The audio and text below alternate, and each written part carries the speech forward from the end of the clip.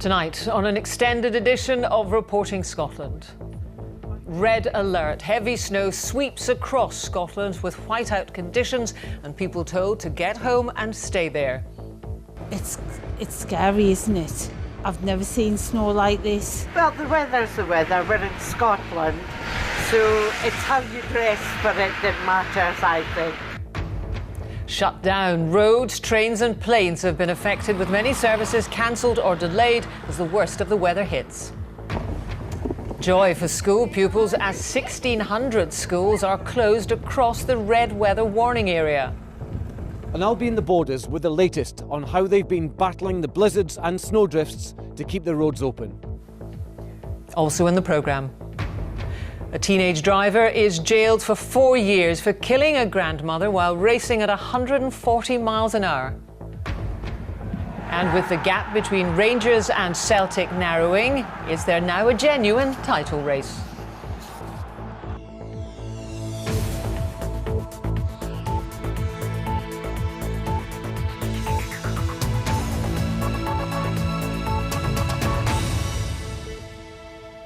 Good evening. A red weather alert is active for much of eastern and central Scotland as heavy snow and sub-zero temperatures bring huge disruption to the country. People are being advised not to travel and many workers left for home early this afternoon. Hundreds of schools have been closed, affecting almost 500,000 children. Rail and bus services have been curtailed or cancelled and many roads are blocked by accidents or snow. Andrew Black reports on how Scotland is coping. A long, cold wait to get home. These commuters in the centre of Glasgow left work early to avoid the worst of the snow, but many were too late. My work let us away at 12:30, but I stayed on a bit, unstupidly, and when I got down here the trains had gone, they were off, so I've now joined a queue in a taxi rank. We're stuck, yeah. We're from Inverkip, we can't get back home. We've actually managed to book into a hotel, so we're very fortunate because otherwise I've got no idea what we would have done. Whiteout in the Borders. This part of Scotland was hit by some of the most extreme weather as the so-called beast from the east arrived from Siberia. On the M74 at Lockerbie in Dumfries and Galloway, some motorists braved the snowy conditions. Tonight the advice was stay at home. We can do all the mitigation, have all the gritters, hundreds of them, out. We can have plenty of salt on our roads, but what we can't do is stop the snow from falling. We can't lower the intensity of that snowfall, so therefore of course rail services will be affected, trunk road of course will be affected, as will almost every other mode of transport too. So you can assist us, the public can assist us by just heeding the message, listening to the advice, which really could not be clearer. Avoid travel. And this is why forecasters have issued a red alert for snow. It's the highest possible weather warning in place from 3 o'clock today until 10 tomorrow morning. Scotland's been struggling to get to grips on the roads for much of the day. For these cars, a slippery drive up the mound in Edinburgh. Elsewhere, it was more serious, like here in Carbridge in the Highlands and on the A90 near Forfar. In Lockerbie and other towns, workers battled to keep the pavements clear. Others had a more novel approach to getting about. And in Dunkeld in Perthshire, the snow brought out some unexpected visitors. This satellite image shows the extent of the bad weather, so what's in store tomorrow? More of the same. Further snow showers coming in on that blustery easterly wind. Another bitterly cold day tomorrow, and where those snow showers fall, we're likely to see further disruption on the transport network for those trying to travel anywhere, but also the risk remains for interruptions to power supply and the mobile phone signal too. This extreme weather has been challenging for people across the country, and there's likely to be more in the days ahead. Andrew Black, Reporting Scotland. Well, as we've been hearing, there's been a major impact on Scotland's transport system. ScotRail are not running services in the red warning area tonight or tomorrow morning. Flights have been severely disrupted, and tonight there is stationary traffic on some of the country's main motorways. Our transport correspondent David Henderson has the latest. What a way to start the day. Heavy snow and driving wind made the morning rush hour something to endure. This was South Lanarkshire, but few parts of the country got off lightly. In Ayrshire, this driver had to enlist his neighbours to escape the snowdrifts on a side road near his home. The East Coast fared no better. In Midlothian, near whiteout conditions made driving treacherous. And in Fife, this prison van crashed on its way to court, injuring its driver. Across Scotland, every kind of transport felt the strain. Here at Glasgow Airport, there's drifting snow. Conditions here are much worse than many had expected. The end result is that the airport runway is closed, prompting a huge operation to get it up and running again. Passengers arriving for their flights were soon having to wait, with holidays and business trips on hold because of the snow. It is what it is, you know, and I was in Canada 3 weeks ago. They seem to run very smoothly. I was in Finland at the start of January. They seem to run very smoothly in the snow. Take off, landing, no issues. It's just UK. And usually it's London. Surprisingly, it's Glasgow this time. Airport bosses had hoped they could clear the snow off the runway and get flights going, but the weather made that impossible. It's been an unprecedented snow event at Glasgow Airport. It's probably our worst since 2010. Our snow teams have been out since 8 o'clock last night, working continuously through the night and through the morning. The conditions mean just the sheer volume of the snow and the runway temperature being at -9, it's been very difficult for us to keep the runway open. As the day wore on, conditions got worse. This, the scene on Kirkcaldy seafront.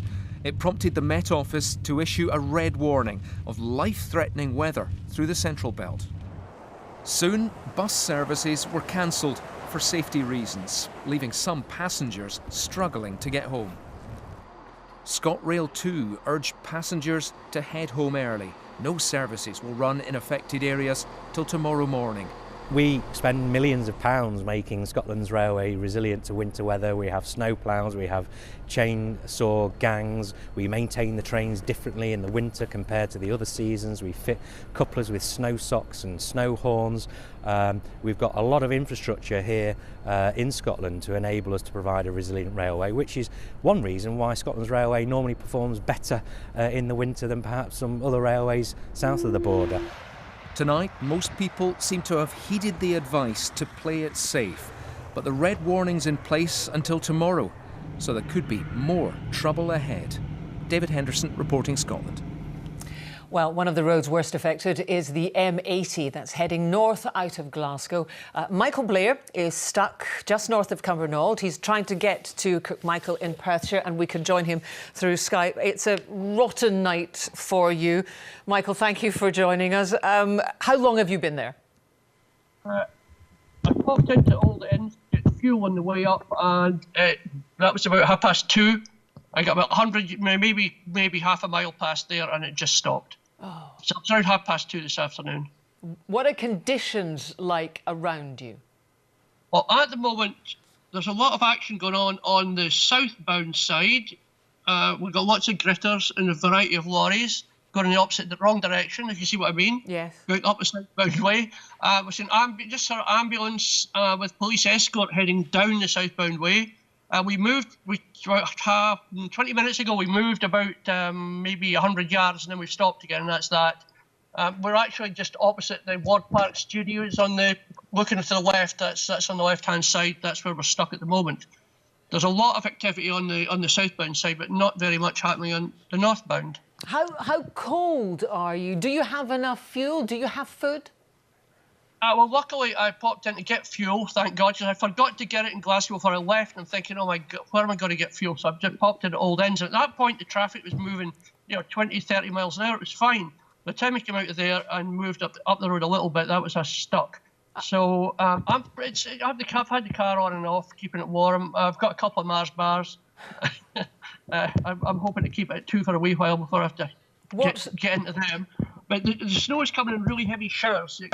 For a wee while when it was daylight, the the sky cleared and it looked quite, sort of optimistic. And the next thing was it just went black and it's just huge, heavy showers of snow. And what sort of information are you getting? Only what I hear on the radio or looking on the internet, looking at the BBC weather view or whatever, and other drivers who are stuck in the same position as I am. There's people further back, further ahead, and no information about how long we're going to be here. I think that's the thing that's annoying most people. If there's somebody sort of walked up and went to each car and said, "Oh, by the way, it'll be another 2 hours," okay, that's fine. We can move in 2 hours. But at the moment, it's just we have no idea how long we're going to be here, not at all. And the interesting, I saw it about 20 minutes ago. I looked to my left. I thought I was seeing things. There's a gentleman with 2 children and a dog carrying a plastic. The dog was carrying a plastic bag. The gentleman was walking back south in the northbound on the hard shoulder. Oh dear. It's quite bizarre. It sounds pretty desperate. Michael, we thank you for taking the time to talk to us. We wish you well and we hope you get moving soonest. Thank you. Thank you, Jackie. I'll let the studio know when I get home. Please do. Well, we're just hearing that temporary beds and bedding from the Red Cross have been delivered to Glasgow Airport for the use of passengers who will be stranded there overnight. And I believe we've got passenger Ian MacDonald on the line from the airport. Ian, are you there? Yes, hi Jackie, yeah, I'm here. Ian, where were you heading and how long have you been there? Been here since 5:30 this morning. We're heading to Calgary. Actually, we're hopefully heading to Heathrow, which would have got us there. But yeah, Calgary is the sort of the end destination. Tell us what conditions are like at the airport. At the moment, outside it is definitely blowing a hoolie. Inside, it's quite terse at the moment. We're not getting any information. We've not had any anything like meal vouchers or anything all day since I've got here. It's been pretty much been left down to the flight companies to disseminate the information. There's been no sort of global announcements about. We only found out about the red weather warning by Twitter, which is where most of the staff in the airport are finding out their information as well. It's quite disappointing. The leadership in here it's not been very good today. Knowing what we know what was coming in, I don't know if you heard me say in the lead-in that the Red Cross are involved and they're bringing bedding. How prepared are people around you? I presume there are families there who've got children. There may well be some elderly people there. Yeah, there's families here, and one of the families that next to me, they're actually prepared to fly to Dubai. They come in probably a good 8 hours after we were here, still getting the information that the flight was going to go ahead. They are certainly not prepared tonight for a stay in the airport, obviously going to Dubai. And there's another guy who's going to, his onward travel was to go to Brazil. So we've, because we've got ski kit, we've given him a jacket to wear, believe it or not. So he's quite happy at the moment, but we'll see. That'll change, I think. Well, we hope you at least get some information. Ian MacDonald, thank you for joining us tonight. Well, the man charged with liaising with the Met Office and coordinating the guidance given to us all is the Transport Minister, Humza Yousaf, who joins us now. Minister, you're at the Transport Scotland control room. There have been lots of warnings we've heard from you over the past 48 hours. But how prepared can you be for this sort of weather? Well, of course, you're right. This is unprecedented weather. We've never had a red warning for snow here in Scotland. So many people saying it's the worst snow they've ever seen. So we're certainly doing our best in terms of getting gritters out, plenty of salt in stock, emergency services involved. But of course, those warnings continue to remain that people should avoid all travel. On the pinch points that we see, particularly on the M80 as the driver that you were talking to is involved in, on the A720, incidents, of course, that are lasted and have lasted a number of hours. There's no shortage of equipment down there to try to resolve the issue. And what we're also doing here in the control centre is coordinating our response in terms of people's welfare. So while the driver you spoke to might have a couple of Mars bars and some water, we're going to try to make sure that everybody is well catered for, well taken care of, for as long as they are, unfortunately, at a standstill. But the advice still remains, if I can reiterate it, which is please avoid all travel, not only if you're in the red warning area, but also if you're in the amber warning area, which we know it doesn't finish until Thursday, 6 p.m. In the main, from where you are, from the information you've been getting from the emergency services, have people heeded the warnings? To an extent. I mean, we see lighter traffic on the roads, and we have been saying this message for a couple of days now. So some people absolutely have listened. Some employers have been extremely flexible, but clearly some haven't. And when I say avoid all travel unless it's absolutely necessary, there will be some conversations I'll be having after this weather event, because I have seen HGVs that are carrying home furniture, stationery, piping. Now, I'm not convinced that that is all necessarily, in many of the incidents we've seen have involved a loss of traction by HGV. So not everybody has been listening or heeding that advice, but the majority of people, I think, have. Now, clearly there's people still stuck on the road, and they may well have had to travel, so we're trying to recover, but at the same time putting in place the contingency for welfare to make sure that we make it at least a little bit more comfortable for those that are stuck. And there is a balance, isn't there, to be struck between making sure people are safe but ensuring the country doesn't grind to a halt?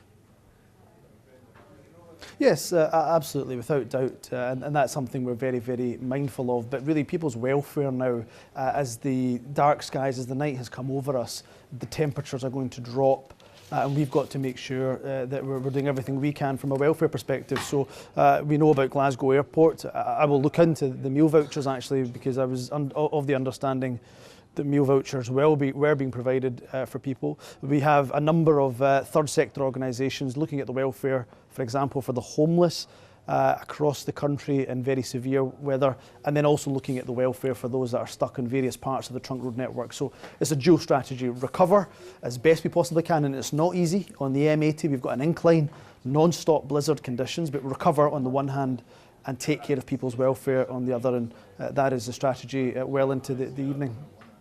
Hamza Yousaf, thank you very much indeed for joining us this evening. Well, one of the worst affected areas has been the borders, where there have been whiteout conditions on many roads and all the schools have been closed. Our reporter Cameron Buttle is there. Cameron, what is the situation tonight? It's been a very difficult day down here in the borders, Jackie. Treacherous driving conditions, blizzards, snowdrifts and these constant snowstorms pulsing in from the east, making it very, very difficult down here today. 1 minute bright sunshine, the next minute whiteout conditions. I'm joined now by Jim Fraser, who's the Emergency Planning Officer for Scottish Borders Council. Jim, how bad has it been down here?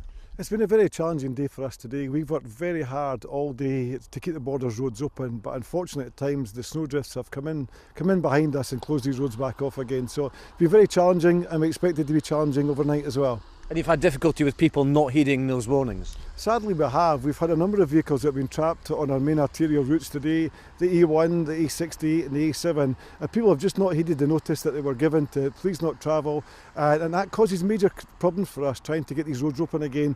We've had to shift vehicles off the roads to get access. Early decision taken to shut the schools across the borders. They're shut again tomorrow. That's been helping things. It has, yeah, certainly. We've been working very closely with the Met Office, etc., to keep us updated. We took that decision yesterday. It was the correct decision when you see the weather that's come in today. And bearing in mind we have a red warning issued until 10 o'clock tomorrow morning. Our schools will be closed tomorrow as well. That's great. Jim Fraser from Scottish Borders Council, thank you very much. That red warning runs out here at 10 o'clock tomorrow morning, but the amber warning still in place. The advice is still listen to those warnings. Amber warning still in place for at least tomorrow, possibly right through to the weekend. Thank you very much, Cameron. Well, let's pick up on the issue of schools. Many across the country have been closed and will remain so tomorrow. More than 450,000 pupils have been affected at around 1,600 schools. But who makes that decision and how is it taken? Rebecca Curran has been finding out. In the Lothians, it was snow day delight. Tens of thousands of children enjoyed an unexpected day off today. Hundreds of Scottish schools were closed, universities and nurseries too. I'm not quite sure why, to be fair. It seems a bit premature to shut in the schools, but no, it's good fun. They're having a good time. A few of my friends, their work was cancelled today, so they were okay, but I don't really know. It's just quite inconvenient, really. It looks like we're going to be stuck at home tomorrow as well, so It means we can share the responsibility, if you like. So other than that, the kids are having a blast apparently. School gates were locked across the country, marking the biggest day of disruption to education due to bad weather in years. Some local authorities, including Glasgow, Edinburgh, the Borders and Fife, announced that no schools would open at all. So how do they decide? We looked at the information we were getting from the Met Office, we looked at the information we were getting from the police and decided that the best thing to do was to minimise the number of journeys travelling around the city. I absolutely appreciate that that's frustrating for parents in particular to try and make travel plans, but it's incredibly difficult to forecast the weather sometimes, particularly the impact that it'll have on routes to school in particular and the way those schools will operate. So we took the decision as early as we could to try and make sure that decision was as easy as possible on parents. Classes continued at this school, one of only a handful in Aberdeenshire, open. Here it was up to head teachers, not the local authority, to decide if and when schools should close due to bad weather. It's crucial that people are safe and they're not taking risks in getting here, young people and staff. But after that, it's very important that learning goes on. It's less than 60 days till the SQA exams, so young people have assessments to hand in, work to complete. It's important that learning goes on. The good fun will continue for some pupils, as a number of local authorities have already confirmed their schools will remain shut tomorrow. Rebecca Curran, reporting Scotland. Well, the implications of this sort of weather are wide-ranging. It's affecting hospital appointments and operations in some of the Health Board areas, with cancellations and postponements. Well, Suzanne Allen is at the Queen Elizabeth University Hospital in Glasgow. Suzanne, how extensive is the disruption?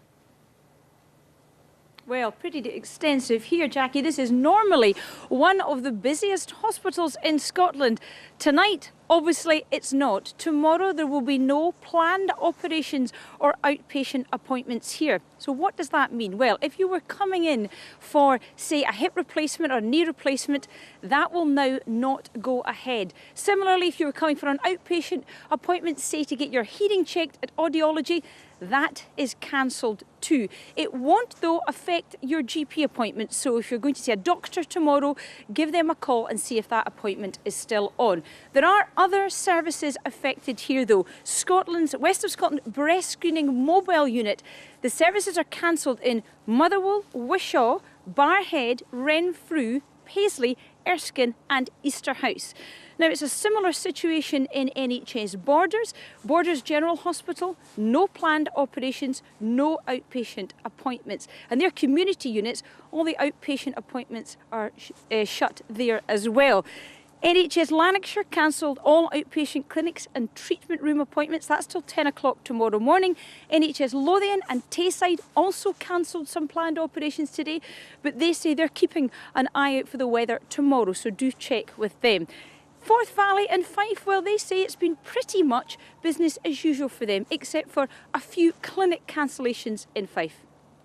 Thank you very much, Suzanne Allen there. Well, the weather, as we've been hearing, has affected workplaces and businesses, and Rival Alderson has been assessing the extent of the disruption and what it means for people who have been told to stay at home. Yeah, the law on whether or not they will get their wages docked if they stay at home isn't very clear. If there is a clause in the employment contract which says that the employer can take wages back because somebody hasn't turned out, even for adverse weather conditions, that's fair enough. If there isn't that clause, then there is the possibility that the employee, it's regarded as being a very light possibility by lawyers, that the employee could go to an employment tribunal and try to get the money back there. However, bear in mind that an employer does have a duty of care for the health and safety of employees, and therefore that includes travelling around in the course of work, but it also includes travelling to and from work, commuting to home. So if the weather conditions deteriorate during the working day, then employers are encouraged to send their employees home early, and they shouldn't dock wages for that because it is this health and safety aspect which is important.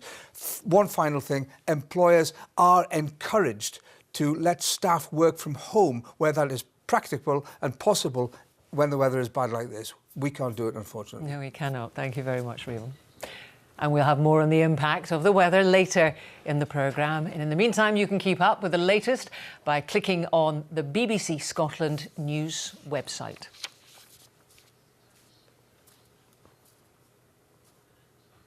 Well, now the rest of the day's news. A teenage driver has been jailed for 4 years for causing the death of a grandmother while racing at up to 140 miles an hour. Joan Price died in a head-on crash on the A77 in Ayrshire last January. Aileen Clark can tell us more. Hood up, arriving at the High Court this morning, John Gribben, told to expect a prison sentence for his part in the A77 crash which killed Joan Price. Mrs Price was on her way home from brass band practice and was near the Homeston roundabout when the crash happened. Gribben was racing Logan Knox that night, and it was Knox who was involved in the head-on collision which killed Mrs Price. He was jailed last year for more than 5 years for causing her death by dangerous driving. The judge, Sean Murphy QC on sentencing, said to Gribben that he'd set out that night to engage in a race on a public road and reached grossly excessive speeds. He said Gribben had been immature, dangerous and irresponsible, and he said his behaviour had been reprehensible as he'd made no attempt to give assistance after the crash. He sentenced Gribben to 4 years for causing death by dangerous driving and a further 2 years for another dangerous driving offence committed 2 months later. Outside court, Mrs Price's family gave their reaction. I think the fact that both drivers are now in jail is a strong message. The longer the sentence, the stronger the message would have been. So, slightly disappointed in 4 years where 14 was available. But I think because both drivers were convicted, it does send a message out to everyone. If you're going to be racing, even if you don't collide, if you're taking part in that race, you're just as guilty. I'm glad that they've been jailed, and I hope it sends a message to any driver who thinks that a public road is okay to be used as a private race track. And I think we just have to... I think we've spent the last year having to focus on how Joan died, and with a bit of luck now we can start to remember how she lived and get to the good bits. Aileen Clark, reporting Scotland, Glasgow. Senior judges have rejected an appeal by the Rangers chairman Dave King, which means he's now required to make an £11 million offer for remaining club shares. Last year, a judge ruled Mr King needs to offer investors 20 pence per share for the share capital not already controlled by him and 3 partners. Mr King's appeal was today refused at the Court of Session. Scotland's senior law officer has conceded that the row over EU powers could end up in the courts. James Wolfe, the Lord Advocate, insisted in a statement to MSPs that Holyrood did have the authority to prepare for the transfer of EU powers in devolved areas like agriculture. That runs contrary to the advice from Parliament's presiding officer, Ken McIntosh. This from our political editor, Brian Taylor. If this is an insurrection, it's thoroughly courteous. The Lord Advocate stressed he intended no criticism of the presiding officer whatsoever. He simply disagreed with him. The row concerns EU powers in devolved areas like farming. Post-Brexit, UK ministers say some of those should return initially to London to create common rules across the UK. Nicola Sturgeon says that's a power grab. Her government has introduced a continuity bill to write those EU powers into Scots law in the absence of a deal with the UK government. And the Lord Advocate will take questions at the end of his statement. Despite the view from the chair, the Lord Advocate insisted MSPs did have the power, although he conceded the issue could end up in the courts. This is not a case where the Parliament is being asked to exercise a competence before that competence has been transferred to it. Rather, this Parliament has competence at this time to deal in the way that this bill provides with the consequences for our domestic law of leaving the European Union. Could there still be a political deal? There's a power grab by Westminster. Challenged by Ian Blackford, the Prime Minister urged the SNP to give ground. Well, the proposals being put forward are unnecessary. It would be rather more helpful if he was to concentrate on reaching an agreement in relation to the withdrawal agreement, because we want to ensure more powers are devolved to the devolved administrations. That's what we're going to deliver. Welcome. Nice to see you. How are you? Further talks are due next week, but Scottish ministers see this issue as a point of principle. Right now, there's no deal. Brian Taylor, reporting Scotland, Holyrood. In rugby, the Scotland number 8, Ryan Wilson, is free to face Ireland in the next Six Nations match after being cleared of intentional foul play. He was cited for making contact with the eye of his England counterpart Nathan Hughes in last week's Calcutta Cup win at Murrayfield. But a disciplinary committee did not uphold the citing, meaning Ryan Wilson can face Ireland on March the 10th. Well, given the weather, you won't be surprised that all tonight's Premiership football matches are off, including Dundee's trip to face leader Celtic. Now, that's allowed Rangers to narrow the gap on their Glasgow rivals at the top of the league table to 6 points following last night's win at St Johnstone. So is there now a genuine title race? Here's David Curry. Plenty of snow and bitterly cold at Ibrox today, but at the moment, Rangers are pretty hot stuff. St Johnstone, the latest team, feeling the heat. Tavernier, two from the spot this season, quickly becomes 3 out of 3, and Rangers have the lead in Perth. Docherty, Candias.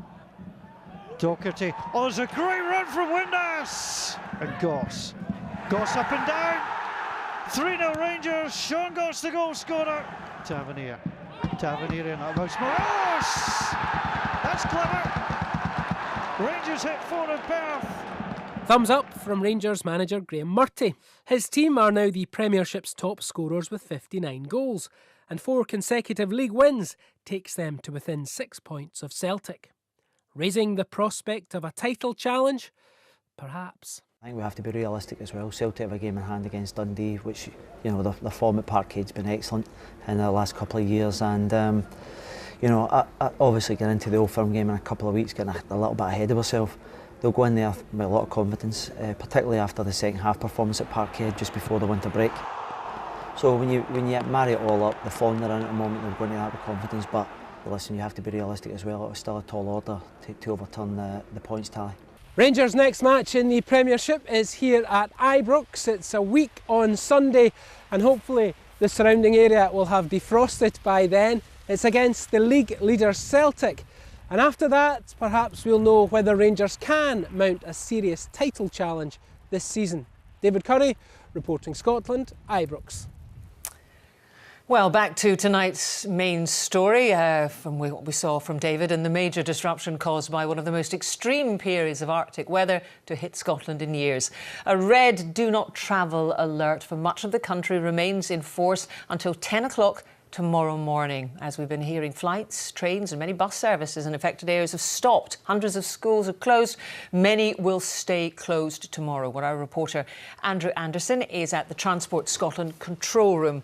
Andrew, we heard from some drivers. Is anything moving tonight on the roads worst affected? Well, Jackie, these screens here behind me tell the story of just exactly what a red weather warning means in Scotland. Today here they've been doing their best to coordinate the efforts across the country to keep the traffic moving, but in some places those efforts have not been enough because of the severity of the weather that has hit us. Steen Connolly from Transport Scotland is with me. Mr Connolly, where are the worst black spots this evening? You mentioned the M80, where we've been having blizzard conditions there all day. The heavy goods vehicles are finding it hard to get traction in the uphill sections, and it's leading to the road being closed, and we're continuing to get the blizzard conditions, and we're now getting into night time and the temperatures are dropping, so it's a major challenge for us. We heard from drivers who've been stuck on the M80 for several hours. Just what exactly are the efforts that are going on to try and get that traffic moving? Well, we've been working with Police Scotland, and we're bringing in specialist vehicles to tow these HGVs and get them moving up the hill.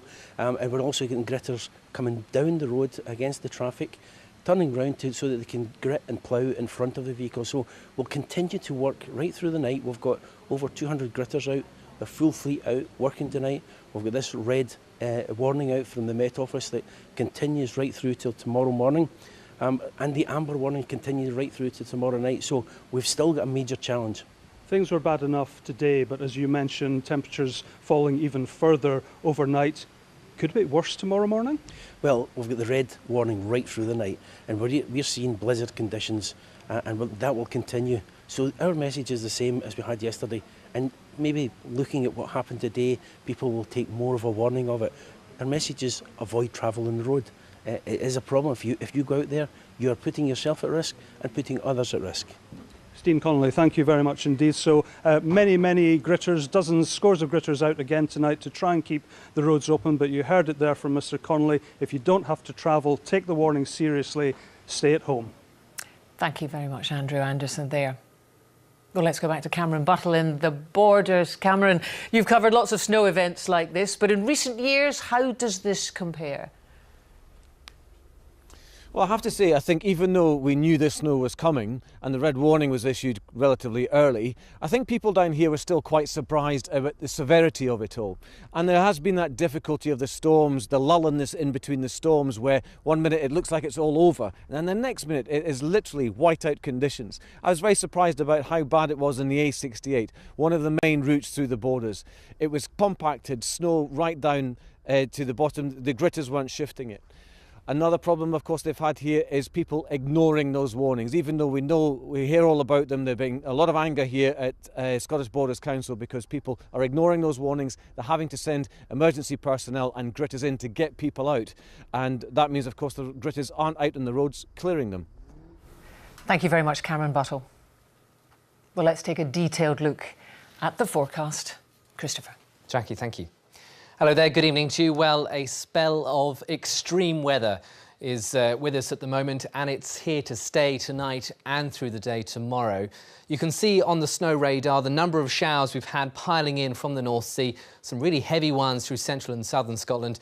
And as we've been hearing, there is a Met Office amber red take action warning. This is the highest level warning that the Met Office will issue, and there you can see it's affecting a good swathe of the central belt and central eastern Scotland. 20 to 30 centimetres of snow is possible, but out with that area we still have the amber be prepared warning, in itself a high level warning because further snow showers are expected. Here's the chart then as we go through the course of this evening and overnight, and you can see those showers coming in off the North Sea, driven in on blustery easterly winds, bitterly cold wherever you are, frosty underfoot, slippery underfoot, drier towards the west and northwest, but still cold here. And tomorrow there is little in the way of change. Another cold, wintry day with further frequent snow showers, once again driven in on those blustery easterly winds, and significant disruption right across the board, especially where those showers pile up. So by mid-afternoon across the Northern Isles, well, not quite as many showers here, but still bitterly cold. Most of those showers are in towards parts of Caithness and Sutherland, Murray, Aberdeenshire, all the way down the east coast, through the capital, in towards the southeast, and through a good swathe of the central belt. Very difficult conditions if you are travelling, and there will likely be some interruptions to power supply, perhaps the mobile phone signal as well. Drier towards the west and northwest, but once again, bitterly cold. And the rest of the afternoon into the evening and overnight, little in the way of change. Those showers continue to come in. And here's why, because there is very little in the way of change to the setup of the weather we're seeing. We've got this cold Siberian air coming in. As it crosses the relatively mild North Sea, 5-6 Celsius, we get convection, the showers form, they drift inland, and we get snow. And even on Friday, there is still a Met Office yellow be aware warning in force for similar areas because the snow showers just keep on coming. You can see the chart for Friday there. Once again, still and easterly, once again, showers coming in, chiefly affecting central and eastern parts, but one or two elsewhere. And once again, bitterly cold with temperatures sub-zero in places. And then come Friday night into Saturday, a weather system pushing up from the south. That could give a spell of heavy snow in towards the southwest. We'll keep you posted. That's the forecast for now. Chris, can I just ask you, we were chatting earlier and you described it as a snow factory, and I think that's been the problem today. It's been the relentlessness of it. Yep. How does that happen? Well, as I just explained, we've got that sea surface temperature in the North Sea of 5 or 6 Celsius, the really cold Siberian air coming over it from an easterly direction, and there's no change in that forecast for the next couple of days. So the snow factory, if you like, continues. We'll continue to see those showers being generated through convection, and they drive inland on those cold, blustery easterly winds, and the result is what we're seeing. And snow, as you and other meteorologists tell us, is notoriously difficult to predict. It is, but what we have to remember here is, because it's so cold, everything falling out of the sky is snow, and when you get shower after shower after shower in the same place, that's where we're likely to see the really significant impacts. And the air is actually very dry, so it's powder snow. So Combined with those strong winds it's blowing around, we're getting blizzard-type conditions, very, very treacherous for all. Thank you very much, Christopher. Well, the effects of the weather is our main headline tonight. Much of Scotland is under a red alert for snow for the first time ever, with whiteout conditions and people told to get home and stay there. The transport system, it's been hit hard. Roads, trains and planes have all been affected, with many services cancelled or delayed as the worst of the weather hit. We'll be back with the brief headlines at 8, and we will have the latest on the weather disruption and the forecast. That's in our late bulletin at 10:30. But now we cross over to the One Show.